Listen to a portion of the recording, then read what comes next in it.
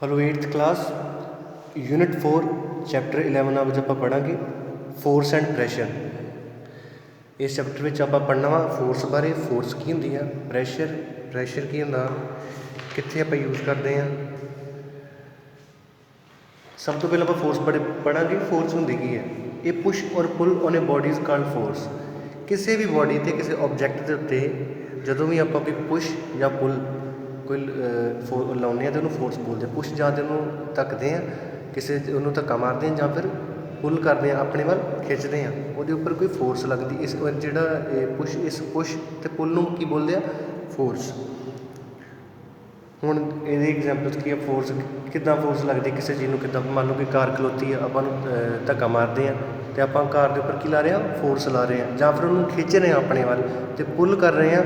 ਪੁੱਲ ਵੀ ਇੱਕ ਫੋਰਸ ਹੋ ਗਈ। ਅਤੇ ਜਿਸ ਡਾਇਰੈਕਸ਼ਨ ਵਿੱਚ ਆਪਾਂ ਫੋਰਸ ਲਾ ਰਹੇ ਹਾਂ ਉਸ ਡਾਇਰੈਕਸ਼ਨ ਨੂੰ ਬੋਲਦੇ ਆ ਡਾਇਰੈਕਸ਼ਨ ਆਫ ਫੋਰਸ। ਕਿਉਂਕਿ ਆਬਜੈਕਟਸ ਕਦੇ ਵੀ ਆਪਣੇ ਆਪ ਨਹੀਂ ਮੂਵ ਕਰਦੀਆਂ, ਉਹਨਾਂ ਨੂੰ ਜਾਂ ਤਾਂ ਉਹਨਾਂ ਦੇ ਉੱਤੇ ਕੋਈ ਫੋਰਸ ਲੱਗਦੀ ਹੈ ਉਹਨਾਂ ਨੂੰ ਜਾਂ ਤਾਂ ਮੂਵ ਕਰਨ ਵਾਸਤੇ, ਅਤੇ ਇਸ ਕਰਕੇ ਉਹ ਫੋਰਸ ਲਾਉਣੀ ਪੈਂਦੀ ਹੈ। ਕਦੀ ਵੀ ਕੋਈ ਆਬਜੈਕਟ ਖੁਦ ਆਪਣੇ ਆਪ ਨਹੀਂ ਚੱਲਦੀ। ਹੁਣ ਇਫੈਕਟਸ ਕੀ ਨੇ ਇਹਦੇ? ਇਫੈਕਟਸ ਆਫ ਫੋਰਸ ਦੇ ਇਫੈਕਟ ਕਿ ਇਹਦੇ ਨਾਲ ਕੀ ਹੁੰਦਾ ਵਾ ਕਿ ਜਾਂ ਤਾਂ ਕੋਈ ਚੀਜ਼ ਮੂਵ ਕਰਨ ਲੱਗ ਪੈਂਦੀ ਹੈ ਜਾਂ ਸਟੋਪ ਕਰ ਜਾਂਦੀ ਹੈ। ਕਿ ਜਿੱਦਾਂ ਮੰਨ ਲਓ ਕਿ ਜੇ ਕੋਈ ਖਲੋਤੀ ਆਪਾਂ ਕਾਰ ਆ, ਐਗਜ਼ਾਮਪਲ ਕਾਰ ਦੇ ਲੈ ਲਈ ਕਿ ਜੇ ਆਪਾਂ ਉਹਨੂੰ ਖਲੋਤੀ ਹੈ ਅਤੇ ਆਪਾਂ ਉਹਨੂੰ ਪੁਸ਼ ਕਰੀ ਜਾਈਏ ਅਤੇ ਉਹ ਕੀ ਕਰੇਗੀ? ਮੂਵ ਕਰਨਾ ਸਟਾਰਟ ਕਰ ਦੇਗੀ, ਤੁਰਨ ਲੱਗ ਪਏਗੀ। ਅਤੇ ਜੇ ਆਪਾਂ ਕੋਈ ਚੱਲਦੀ ਕਾਰ ਇੱਦਾਂ ਕੋਈ ਚੀਜ਼ ਚੱਲ ਰਹੀ ਆ ਉਹਨੂੰ ਆਪਾਂ ਮਤਲਬ ਰੋਕਾਂਗੇ, ਸਟੋਪ ਕਰਾਂ ਅਤੇ ਉਹ ਸਟੋਪ ਹੋ ਜਾਏਗੀ। ਇਹ ਫੋਰਸ ਨਾਲ ਇਹ ਕੀ ਹੁੰਦਾ ਕਿ ਕੋਈ ਚੀਜ਼ ਜਾਂ ਤਾਂ ਮੂਵ ਕਰਨ ਲੱਗ ਪੈਂਦੀ ਹੈ ਜਾਂ ਸਟੋਪ ਹੋ ਜਾਂਦੀ ਹੈ। Second, change the direction of A still ਔਰ ਮੂਵਿੰਗ ਆਬਜੈਕਟ।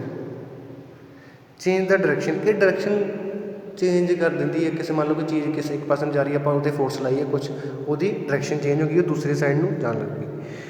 ਫਿਰ ਚੇਂਜ ਸ਼ੇਪ ਆਫ ਆਬਜੈਕਟ, ਕਿ ਕਿਸੇ ਵੀ ਚੀਜ਼ ਦੇ ਆਪਾਂ ਉੱਤੇ ਫੋਰਸ ਲਾਉਂਦੇ ਅਤੇ ਉਹਦੀ ਸ਼ੇਪ ਚੇਂਜ ਹੋ ਜਾਂਦੀ ਹੈ। ਮੰਨ ਲਓ ਕਿ ਐਗਜ਼ਾਮਪਲ ਜੇ ਕੋਈ ਬਲੂਨ ਆ, ਬਲੂਨ ਦੇ ਵਿੱਚ ਪਾਣੀ ਭਰਿਆ ਹੋਇਆ, ਉਹਦੀ ਕੋਈ ਸ਼ੇਪ ਆ, ਆਪਾਂ ਉਹਦੇ 'ਤੇ ਫੋਰਸ ਲਾਈਏ, ਉਹਨੂੰ ਦਬਾ ਦਈਏ ਅਤੇ ਉਹ ਬਿਲਕੁਲ ਉਹਦੀ ਸ਼ੇਪ ਚੇਂਜ ਹੋ ਜਾਂਦੀ ਆ। ਇੱਦਾਂ ਹੀ ਜੇ ਆਪਾਂ ਹੋਰ ਕੋਈ ਐਗਜ਼ਾਮਪਲ ਲੈ ਲਈਏ ਆਪਾਂ ਡੇਲੀ ਲਾਈਫ 'ਚੋਂ, ਜੇ ਆਪਾਂ ਰੋਟੀ ਪਕਾਉਂਦੇ ਹਾਂ, ਜਦੋਂ ਵੀ ਆਪਾਂ ਆਟੇ ਨੂੰ ਉਹਦੀ ਸ਼ੇਪ ਚੇਂਜ ਕਰਦੇ ਉੱਤੇ ਫੋਰਸ ਲਾਉਂਦੇ ਹਾਂ, ਉਹਨੂੰ ਦਬਾਉਂਦੇ ਹਾਂ ਅਤੇ ਉਹਦੀ ਸ਼ੇਪ ਚੇਂਜ ਹੋ ਜਾਂਦੀ ਹੈ। ਇਹ ਐਗਜ਼ਾਮਪਲਸ, ਇਹ ਸ਼ੇਪ ਚੇਂਜ ਹੋ ਜਾਂਦੀ ਹੈ ਕਿਸੇ ਵੀ ਆਬਜੈਕਟ 'ਚ ਜਦੋਂ ਉਹਦੇ ਉੱਤੇ ਫੋਰਸ ਲਾਉਂਦੇ ਹਾਂ। ਜ਼ਰੂਰੀ ਨਹੀਂ ਕਿ ਹਰ ਵਾਰੀ ਉਹਦੀ ਸ਼ੇਪ ਚੇਂਜ ਹੋਵੇ, ਪਰ ਇਹ ਸਾਰੇ ਇਫੈਕਟਸ ਨੇ ਫੋਰਸ ਦੇ ਕਿ ਕਿਸੇ ਚੀਜ਼ ਨੂੰ ਮੂਵ ਕਰਨ ਲੱਗ ਪੈਂਦੀ ਹੈ, ਜਾਂ ਉਹਨੂੰ ਸਟੋਪ ਕਰ ਦਿੰਦੀ ਹੈ, ਜਾਂ ਉਹਦੀ ਡਾਇਰੈਕਸ਼ਨ ਚੇਂਜ ਕਰ ਦਿੰਦੀ ਹੈ, ਜਾਂ ਫਿਰ ਉਹਦੀ ਸ਼ੇਪ ਚੇਂਜ ਕਰਦੀ ਹੈ। ਅਤੇ ਇਹ ਕਿਸੇ ਚੀਜ਼ ਦੀ ਸਪੀਡ ਵੀ ਇੰਕਰੀਜ਼ ਜਾਂ ਡਿਕਰੀਜ਼ ਕਰ ਸਕਦੀ ਹੈ। ਮੰਨ ਲਓ ਜੇ ਕੋਈ ਚੀਜ਼ ਜਾ ਰਹੀ ਹੈ, ਸਾਈਕਲ 'ਤੇ ਕੋਈ ਚਲਾ ਰਿਹਾ ਅਤੇ ਉਹਨੂੰ ਆਪਾਂ ਪਿੱਛੋਂ ਪੁੱਲ ਕਰਾਂਗੇ ਅਤੇ ਫਿਰ ਉਹਦੀ ਸਪੀਡ ਘੱਟ ਜਾਏਗੀ, ਅਤੇ ਜੇ ਆਪਾਂ ਪੁਸ਼ ਕਰਾਂਗੇ ਤਾਂ ਉਹਦੀ ਸਪੀਡ ਵੱਧ ਜਾਏਗੀ। ਹੁਣ ਨੈਕਸਟ ਕਿ forces are due to interaction. Interaction ਕੀ ਹੁੰਦੀ ਹੈ? ਕਿਸੇ ਦੋ ਚੀਜ਼ਾਂ ਦੇ ਵਿੱਚ ਜਿਹੜੀ ਇੰਟਰੈਕਟ ਕਰਦੇ ਆ ਜਦੋਂ ਇੱਕ ਦੂਜੇ ਨਾਲ, ਫਿਰ ਹੀ ਇਹ ਫੋਰਸ ਉੱਥੇ ਕੰਮ ਕਰਦੀ ਆ। ਜਿੰਨਾ ਚਿਰ ਦੋ ਚੀਜ਼ਾਂ ਦੀ ਇੰਟਰੈਕਸ਼ਨ ਨਹੀਂ ਹੋਏਗੀ ਉਹਨਾਂ ਚਿਰ ਫੋਰਸ ਨਹੀਂ ਲੱਗ ਸਕਦੀ। ਮੰਨ ਲਓ ਕਿ ਜੇ ਇੱਕ ਕਾਰ ਖਲੋਤੀ ਆ ਅਤੇ ਆਪਾਂ ਉਹਨੂੰ ਉਹਦੇ ਲਾਗੇ ਖਲੋਤੇ ਆ, ਪਰ ਉਹਨੂੰ ਆਪਾਂ ਪੁਸ਼ ਨਹੀਂ ਕਰ ਰਹੇ, ਉਹਨੂੰ ਹੱਥ ਨਾਲ ਧੱਕਾ ਨਹੀਂ ਮਾਰ ਰਹੇ, ਅਤੇ ਉਹ ਮੂਵ ਵੀ ਨਹੀਂ ਕਰੇਗੀ ਕਿਉਂਕਿ ਇੰਟਰੈਕਟ ਹੀ ਨਹੀਂ ਕੀਤਾ ਅਸੀਂ ਅਤੇ ਕਾਰ ਨੇ ਇੰਟਰੈਕਟ ਹੀ ਨਹੀਂ ਕੀਤਾ, ਅਤੇ ਫੋਰਸ ਕਿਵੇਂ ਲੱਗੇਗੀ ਕਾਰ ਦੇ ਉੱਪਰ? ਇਸੇ ਤਰ੍ਹਾਂ ਅਤੇ ਜਦੋਂ ਆਪਾਂ ਉਹਨੂੰ ਕੀ ਕਰਦੇ ਹਾਂ ਕਿ ਧੱਕਾ ਲਾਉਣ ਲੱਗ ਪੈਂਦੇ ਕਾਰ ਨੂੰ, ਅਤੇ ਫਿਰ ਕੀ ਆ, ਕਾਰ ਮੂਵ ਕਰਨੀ ਸਟਾਰਟ ਕਰ ਦਿੰਦੀ ਹੈ। ਇਹਦੇ ਨਾਲ ਕੀ ਹੋਇਆ ਕਿ ਮਤਲਬ ਕੰਟੈਕਟ 'ਚ ਆ ਕੇ ਨਾ ਇੰਟਰੈਕਸ਼ਨ ਹੋ ਗਈ। ਜਦੋਂ ਆਪਾਂ ਨੂੰ ਟੱਚ ਕੀਤਾ, ਉਹਨੂੰ ਧੱਕਾ ਦਿੱਤਾ ਹੱਥ ਨਾਲ, ਅਤੇ ਫਿਰ ਇੰਟਰੈਕਸ਼ਨ ਹੋਈ ਸਾਡੀ ਬੋਡੀ ਦੀ ਅਤੇ ਕਾਰ ਦੀ, ਅਤੇ ਫਿਰ ਕੀ ਲੱਗੀ? ਕਾਰ ਦੇ ਉੱਪਰ ਫੋਰਸ ਲੱਗੀ। ਇਸ ਤਰ੍ਹਾਂ forces are due to interaction. Interaction ਹੋਏਗੀ ਕਿਤੇ ਵੀ ਦੋ ਆਬਜੈਕਟਸ ਦੇ ਵਿੱਚ, ਅਤੇ ਫਿਰ ਫੋਰਸ ਉੱਥੇ ਲੱਗੇਗੀ।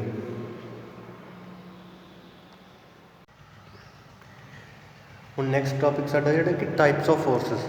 ਜਿਹੜੀਆਂ ਫੋਰਸਿਸ ਆਪਾਂ ਉਹਦੀ ਟਾਈਪਸ ਪੜ੍ਹਨੀਆਂ ਕਿ ਕਿੰਨੇ ਟਾਈਪਸ ਹੁੰਦੀਆਂ ਨੇ। ਇਹ ਮੇਨਲੀ ਦੋ ਟਾਈਪਸ ਹੁੰਦੀਆਂ। ਇੱਕ ਹੁੰਦੀ ਕੰਟੈਕਟ ਫੋਰਸ, ਸੈਕਿੰਡ ਹੁੰਦੀ non contact force. Contact force ਕਿਹੜੀ ਹੁੰਦੀ ਹੈ? ਕਿ ਜਦੋਂ ਵੀ ਕਿਸੇ ਦੋ ਬੋਡੀਜ਼ ਵਿੱਚ ਮੰਨ ਲਓ ਇੰਟਰੈਕਸ਼ਨ ਹੁੰਦੀ ਆ, ਜੇ ਇੱਕ ਦੂਜੇ ਨੂੰ ਟੱਚ ਕਰ ਰਹੀਆਂ ਅਤੇ ਡਾਇਰੈਕਟਲੀ ਜਾਂ ਇਨਡਾਇਰੈਕਟਲੀ ਇੱਕ ਦੂਜੇ ਨੂੰ ਟੱਚ ਕਰ ਰਹੀਆਂ, ਇੱਕ ਦੂਜੇ ਦੇ ਕੰਟੈਕਟ ਵਿੱਚ ਆ, ਅਤੇ ਉਹਨਾਂ ਨੂੰ ਕੀ ਬੋਲਦੇ ਆ? ਉਸ 'ਤੇ ਜਿਹੜੀ ਫੋਰਸ ਲੱਗਦੀ ਉਸ ਫੋਰਸ ਨੂੰ ਬੋਲਦੇ ਆ ਕੰਟੈਕਟ ਫੋਰਸ। ਅਤੇ ਕੰਟੈਕਟ ਫੋਰਸਿਸ ਕਿਹੜੀਆਂ ਹੁੰਦੀਆਂ? ਕੰਟੈਕਟ ਫੋਰਸਿਸ ਹੈਗੀਆਂ, ਏ ਹੈਗੀ ਇੱਕ ਮਸਕੂਲਰ ਫੋਰਸ ਅਤੇ ਬੀ ਹੈਗੀ ਹੈ ਫ੍ਰਿਕਸ਼ਨ। ਮਸਕੂਲਰ ਫੋਰਸ ਕੀ ਆ? ਮਸਕੂਲਰ ਫੋਰਸ ਆ ਜਿਹੜੀ ਸਾਡੀ ਬਾਡੀ ਵਿੱਚ, ਮੰਨ ਲਓ ਆਪਾਂ ਮਸਲਸ ਤੋਂ ਆਪਾਂ ਯੂਜ਼ ਕਰਕੇ ਆਪਾਂ ਕਿਸੇ ਚੀਜ਼ 'ਤੇ ਫੋਰਸ ਲਾਉਂਦੇ ਹਾਂ, ਉਹਨੂੰ ਬੋਲਦੇ ਆ ਮਸਕੂਲਰ ਫੋਰਸ। ਹੁਣ ਆਪਾਂ ਤੁਰਦੇ ਹਾਂ ਜਾਂ ਆਪਾਂ ਕਿਸੇ ਭਰੀ ਹੋਈ ਬਾਲਟੀ ਪਾਣੀ ਦੀ ਚੁੱਕਦੇ ਹਾਂ, ਸਾਡੇ ਮਸਲਸ ਨੇ ਵਿੱਚ ਇੱਥੇ ਫੋਰਸ ਲਾਈ ਆ, ਬਕਟ ਨੂੰ ਚੁੱਕਿਆ ਭਰੀ ਹੋਈ ਨੂੰ, ਜਾਂ ਫਿਰ ਅਸੀਂ ਕਿਸੇ ਚੀਜ਼ ਨੂੰ ਧੱਕਾ ਲਾਇਆ, ਜਾਂ ਆਪਾਂ ਇੱਕ ਬੋਲ ਸੀ ਆਪਾਂ ਉਹਨੂੰ ਕਿੱਕ ਮਾਰੀ ਆ, ਆਪਾਂ ਆਪਣੀ ਲੈਗਸ ਦੇ ਮਸਲਸ ਨੂੰ ਯੂਜ਼ ਕਰਕੇ ਫੋਰਸ ਲਾਈ ਆ ਬੋਲ ਦੇ ਉੱਪਰ। ਅਤੇ ਇਹ ਜਿਹੜੇ ਆਪਾਂ ਆਪਣੀ ਬੋਡੀ, ਜਾਂ ਫਿਰ ਜਿੱਦਾਂ ਐਨੀਮਲਸ ਇੱਕ ਆਪਣੀ ਕਾਰਟ ਨੂੰ ਖਿੱਚਦੇ ਆ, ਜਾਂ ਗੱਡੀ ਨੂੰ ਗੱਡੇ ਨੂੰ ਖਿੱਚਦੇ ਆ, ਮਸਲਸ ਦੀ ਯੂਜ਼ ਕਰਕੇ ਜਿਹੜੀ ਫੋਰਸ ਉੱਥੇ ਲੱਗ ਰਹੀ ਆ, ਉਹਨੂੰ ਬੋਲਦੇ ਆ ਮਸਕੂਲਰ ਫੋਰਸ। ਅਤੇ ਨੈਕਸਟ ਜਿਹੜਾ ਬੀ ਪਾਰਟ ਆ, ਹੋਰ ਕੰਟੈਕਟ ਫੋਰਸਿਸ ਕਿਹੜੀ, ਇੱਕ ਹੋ ਗਈ ਮਸਕੂਲਰ ਫੋਰਸ, ਸੈਕਿੰਡ ਹੋ ਗਈ ਫ੍ਰਿਕਸ਼ਨ। ਹੁਣ ਫ੍ਰਿਕਸ਼ਨ ਕੀ ਹੁੰਦੀ ਹੈ?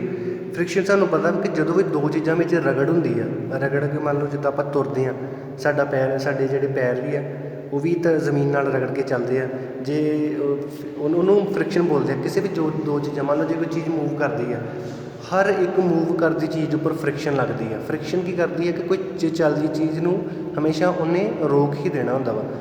ਜਿੱਦਾਂ ਕਿ ਜੇ ਫ੍ਰਿਕਸ਼ਨ ਨਾ ਹੋਵੇ, ਮੰਨ ਲਓ ਕਿ ਫਰਸ਼ ਦੇ ਉੱਪਰ, ਟਾਈਲ ਦੇ ਉੱਪਰ ਆਪਾਂ ਤੇਲ ਸੁੱਟ ਦਈਏ, ਅਤੇ ਉਹਦੇ ਨਾਲ ਕੀ ਹੁੰਦਾ, ਫ੍ਰਿਕਸ਼ਨ ਘੱਟ ਜਾਂਦੀ ਹੈ, ਅਤੇ ਆਪਾਂ ਜਦੋਂ ਪੈਰ ਉੱਪਰ ਰੱਖਦੇ ਹਾਂ ਤਾਂ ਸਾਡਾ ਪੈਰ ਉੱਤੋਂ ਸਲਿੱਪ ਕਰ ਜਾਂਦਾ ਵਾ, ਕਿਉਂਕਿ ਫ੍ਰਿਕਸ਼ਨ ਨਹੀਂ ਰਹਿੰਦੀ ਉੱਥੇ। ਫ੍ਰਿਕਸ਼ਨ ਕਰਕੇ ਹੀ ਦੋ ਚੀਜ਼ਾਂ ਵਿੱਚ ਰਗੜ ਰਹਿੰਦੀ ਆ, ਰਗੜ ਇੱਕ ਦੂਜੇ ਨਾਲ ਫਿਰ ਇੱਕ ਥਾਂ 'ਤੇ ਰਹਿੰਦੀ ਹੈ, ਨਹੀਂ ਤਾਂ ਫਿਰ ਆਪਾਂ ਸਲਿੱਪ ਕਰ ਲਾਂਗੇ ਉੱਥੋਂ।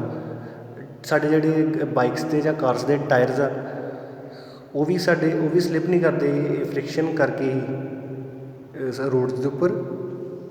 ਇਹ ਹਮੇਸ਼ਾ ਇੱਕ ਮੂਵਿੰਗ ਓਬਜੈਕਟ ਦੇ ਓਪੋਜ਼ਿਟ ਲੱਗਦੀ ਹੈ friction. Next non contact force ਕਿਹੜੇ ਹੁੰਦੇ ਆ ਕਿ ਜਿਨ੍ਹਾਂ ਵਿੱਚ, ਹੁਣ ਮਸਕੂਲਰ ਜਿਹੜੀ ਪਹਿਲੀ ਕੰਟੈਕਟ ਫੋਰਸਿਸ, ਮਸਕੂਲਰ ਫੋਰਸ ਅਤੇ ਫ੍ਰਿਕਸ਼ਨ, ਇਹਨਾਂ ਵਿੱਚ ਦੋ ਚੀਜ਼ਾਂ ਵਿੱਚ ਸਿੱਧਾ ਕੰਟੈਕਟ ਹੋਣਾ ਜ਼ਰੂਰੀ ਆ, ਇੱਕ ਦੂਜੇ ਨੂੰ ਟੱਚ ਹੋਣਾ ਜ਼ਰੂਰੀ ਆ। ਪਰ ਨੋਨ ਕੰਟੈਕਟ ਵਿੱਚ ਟੱਚ ਹੋਣਾ ਜ਼ਰੂਰੀ ਨਹੀਂ ਆ ਕਿਸੇ ਦੋ ਚੀਜ਼ਾਂ ਦਾ। ਉਹ ਨੋਨ ਕੰਟੈਕਟ ਫੋਰਸਿਸ ਕਿਹੜੀਆਂ ਵਾ, ਆਪਾਂ ਦੇਖਦੇ ਹਾਂ। ਮੈਗਨੈਟਿਕ ਫੋਰਸ ਕਿਹੜੀ ਹੁੰਦੀ ਹੈ? ਮੈਗਨੈਟਿਕ ਫੋਰਸ ਜਿਹੜੀ ਇੱਕ ਮੈਗਨੇਟ ਅਪਲਾਈ ਕਰਦੀ ਹੈ ਦੂਜੀ ਮੈਗਨੇਟ 'ਤੇ, ਜਾਂ ਕਿਸੇ ਆਇਰਨ ਦੇ ਪੀਸ 'ਤੇ, ਲੋਹੇ ਦੇ ਉੱਪਰ ਕੋਈ ਲੱਗਦੀ ਤਾਂ ਉਹਨੂੰ ਮੈਗਨੈਟਿਕ ਫੋਰਸ ਕਹਿੰਦੇ ਆ। ਜਿੱਦਾਂ ਕਿ ਹੁਣ ਆਪਾਂ ਦੇਖਦੇ ਹਾਂ ਕਿ ਦੋ ਮੈਗਨੇਟਸ ਆ, ਜੇ ਉਹਨਾਂ ਦੇ ਓਪੋਜ਼ਿਟ ਪੋਲਸ, ਨਾਰਥ ਪੋਲ ਸਾਊਥ ਪੋਲ ਵੱਲ ਕੀਤਾ ਜਾਵੇ, ਅਤੇ ਉਹ ਇੱਕ ਦੂਜੇ ਨੂੰ ਅਟਰੈਕਟ ਕਰਦੇ ਆ, ਅਤੇ ਜੇ ਨਾਰਥ, ਉਹਨਾਂ ਨੂੰ ਫਿਰ ਅਟਰੈਕਟ ਕੀ ਕਰਦੇ, ਇੱਕ ਦੂਜੇ ਨੂੰ ਪੁੱਲ ਕਰਦੇ ਇੱਕ ਮਤਲਬ ਆਪਣੇ ਵੱਲ ਨੂੰ। ਜੇ ਉਹਨਾਂ ਨੂੰ ਨਾਰਥ ਪੋਲ ਕੀਤਾ ਜਾਵੇ ਤਾਂ ਫਿਰ ਕੀ, ਉਹ ਇੱਕ ਦੂਜੇ ਨੂੰ ਪੁਸ਼ ਕਰਦੇ, ਆਪਣੇ ਤੋਂ ਦੂਰ ਕਰ ਦਿੰਦੇ। ਪੁਸ਼ ਅਤੇ ਪੁੱਲ ਹੋ ਰਹੀ ਆ, ਮਤਲਬ ਫੋਰਸ ਲੱਗ ਰਹੀ ਆ ਬਿਨਾਂ ਕੰਟੈਕਟ ਤੋਂ। ਦੋਵੇਂ ਮੈਗਨੇਟ ਤੇ ਇੱਕ ਦੂਜੇ ਨੂੰ ਟੱਚ ਵੀ ਨਹੀਂ ਕਰ ਰਹੇ, ਪਰ ਫਿਰ ਵੀ ਇੱਕ ਦੂਜੇ ਉੱਪਰ ਫੋਰਸ ਉਹ ਲਾ ਰਹੇ ਨੇ। ਇਸ ਕਰਕੇ ਇਹ ਨੋਨ ਕੰਟੈਕਟ ਫੋਰਸ ਦੇ ਵਿੱਚ ਆਉਂਦੇ ਆ। ਮੈਗਨੈਟਿਕ ਫੋਰਸ ਇਹ ਵਾਲੀ ਹੋ ਗਈ ਜਿਹੜੀ ਮੈਗਨੇਟ ਕਿਸੇ ਚੀਜ਼ ਦੇ ਉੱਪਰ ਫੋਰਸ ਲਾਉਂਦੀ ਆ ਕਿ ਦੂਜੀ ਮੈਗਨੇਟ ਦੇ ਉੱਪਰ, ਜਾਂ ਫਿਰ ਕਿਸੇ ਆਇਰਨ ਦੇ ਪੀਸ 'ਤੇ, ਜਾਂ ਹੋਰ ਕਿਸੇ ਚੀਜ਼ 'ਤੇ, ਉਹਨੂੰ ਬੋਲਦੇ ਮੈਗਨੈਟਿਕ ਫੋਰਸ। ਸੈਕਿੰਡ ਇਲੈਕਟ੍ਰੋਸਟੈਟਿਕ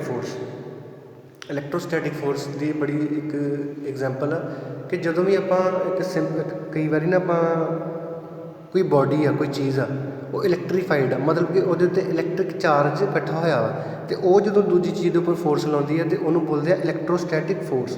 ਹੁਣ ਐਗਜ਼ਾਮਪਲ ਇਹਦੀ, ਇੱਕ ਸਿੰਪਲ ਐਗਜ਼ਾਮਪਲ ਹੈ ਇਲੈਕਟ੍ਰੋਸਟੈਟਿਕ ਫੋਰਸ ਦੀ, ਕਿ ਆਪਾਂ ਕਈ ਵਾਰੀ ਕੰਘੀ ਕਰਦੇ ਹਾਂ ਆਪਣੇ ਸੁੱਕੇ ਵਾਲਾਂ ਵਿੱਚ, ਅਤੇ ਉਹਦੇ ਨਾਲ ਕੀ ਹੁੰਦਾ ਕਿ ਇਲੈਕਟ੍ਰੋਸਟੈਟਿਕ ਚਾਰਜ ਜਿਹੜਾ ਨਾ ਉਹ ਕੰਘੀ ਦੇ ਉੱਪਰ ਆ ਜਾਂਦਾ, ਅਤੇ ਜਦੋਂ ਆਪਾਂ ਉਹਨੂੰ ਛੋਟੇ ਕਾਗਜ਼ ਦੇ ਪੀਸ ਦੇ ਲਾਗੇ ਕਰਦੇ ਹਾਂ, ਅਤੇ ਉਹ ਉਹਨੂੰ ਅਟਰੈਕਟ ਕਰਦਾ, ਆਪਣੇ ਨਾਲ ਜੋੜ ਲੈਂਦਾ ਵਾ, ਉਹਨੂੰ ਅਟਰੈਕਟ ਕਰਕੇ ਆਪਣੇ ਨਾਲ ਕਰਦਾ ਵਾ। ਅਤੇ ਇਹ ਕੀ ਹੁੰਦਾ ਵਾ, ਇਲੈਕਟ੍ਰੋਸਟੈਟਿਕ ਫੋਰਸ। ਇਹ ਜਿਹੜੀ ਫੋਰਸ ਇੱਥੇ ਲੱਗ ਰਹੀ ਹੈ, ਇਹਨੂੰ ਬੋਲਦੇ ਇਲੈਕਟ੍ਰੋਸਟੈਟਿਕ ਫੋਰਸ।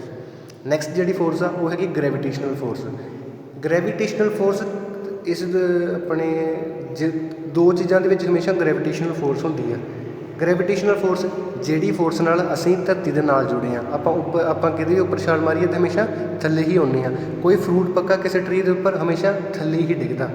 ਆਪਾਂ ਕੋਈ ਵੀ ਚੀਜ਼ ਉੱਪਰ ਨੂੰ ਸੁੱਟਾਂਗੇ, ਅਲਟੀਮੇਟਲੀ ਉਹਨੇ ਕਿੱਥੇ ਆਉਣਾ ਵਾ, ਥੱਲੇ ਹੀ ਆਉਣਾ ਵਾ, ਕਿਉਂਕਿ ਧਰਤੀ ਦੀ ਗ੍ਰੈਵੀਟੇਸ਼ਨਲ ਫੋਰਸ ਵਾ, ਉਹ ਹਰ ਇੱਕ ਚੀਜ਼ ਨੂੰ ਆਪਣੇ ਵੱਲ ਖਿੱਚਦੀ ਆ, ਆਪਣੇ ਵੱਲ ਪੁਸ਼ ਕਰਦੀ ਆ, ਆਪਣੇ ਵੱਲ ਨੂੰ ਗ੍ਰੈਵਿਟੀ ਆਪਣੇ ਵੱਲ ਨੂੰ ਖਿੱਚਦੀ ਹਮੇਸ਼ਾ।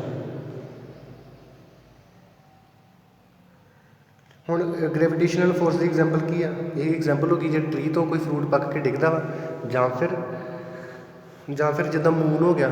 ਮੂਨ ਜਿਹੜਾ ਵਾ ਉਹ ਸਾਡੀ ਧਰਤੀ ਦੇ ਚੱਕਰ ਕੱਟਦਾ, ਕੰਟੈਕਟ ਵੀ ਨਹੀਂ ਕਰ ਰਹੇ ਦੋਵੇਂ ਇੱਕ ਦੂਜੇ ਨੂੰ, ਪਰ ਬਿਨਾਂ ਕੰਟੈਕਟ ਤੋਂ ਜਿਹੜਾ ਮੂਨ ਵਾ ਉਹ ਧਰਤੀ ਦੇ ਨਾਲ ਗ੍ਰੈਵੀਟੇਸ਼ਨਲ ਫੋਰਸ ਦੇ ਨਾਲ ਜੁੜਿਆ ਹੋਇਆ। ਇਹ ਜਿਹੜੀ ਫੋਰਸ ਦੋਵਾਂ ਵਿੱਚ ਲੱਗਦੀ ਹੈ ਉਹਨੂੰ ਬੋਲਦੇ ਗ੍ਰੈਵੀਟੇਸ਼ਨਲ ਫੋਰਸ। ਜਿਹੜੀ ਫੋਰਸ ਨਾਲ ਅਸੀਂ ਧਰਤੀ ਦੇ ਨਾਲ ਵਾ ਉਹ ਵੀ ਗ੍ਰੈਵੀਟੇਸ਼ਨਲ ਫੋਰਸ ਹੀ ਹੈ। ਅਤੇ ਕੋਈ ਵੀ ਚੀਜ਼ ਉੱਪਰ ਨੂੰ ਆਪਾਂ ਸੁੱਟਦੇ ਹਾਂ ਉਹ ਹਮੇਸ਼ਾ ਅਲਟੀਮੇਟਲੀ ਆਉਂਦੀ ਹੈ ਥੱਲੇ। ਇਹ ਹੈਗੀ ਹੈ ਧਰਤੀ ਦੀ ਗ੍ਰੈਵੀਟੇਸ਼ਨਲ ਫੋਰਸ।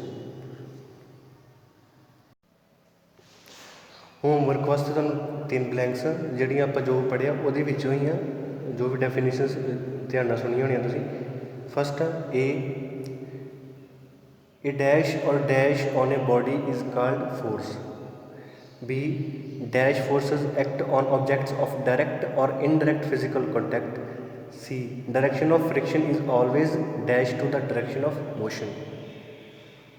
Thank you.